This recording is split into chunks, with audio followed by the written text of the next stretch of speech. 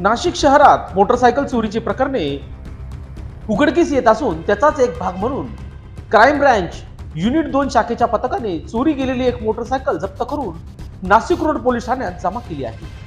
इंदल चुन्नीलाल बहुत यांनी Nashik road police ठाण्यात मोटरसायकल चोरीची फिर्याद दिली होती. एका बँकेसमोर उभी असलेली मोटरसायकल चोरून नेली होती. या चोरीचा मार्ग काढण्यासाठी दिनांक 28/4/2024 रोजी गुन्हे शाखा युनिट 2 चे पोलीस हवालदार मनोहर शिंदे यांना गुप्त बातमीच्या आधारे गुन्हे शाखा युनिट 2 चे वरिष्ठ पोलीस निरीक्षक विद्यासागर श्रीमनवार यांना कळून याबाबत कारवाई करण्याबाबत सूचित केले होते.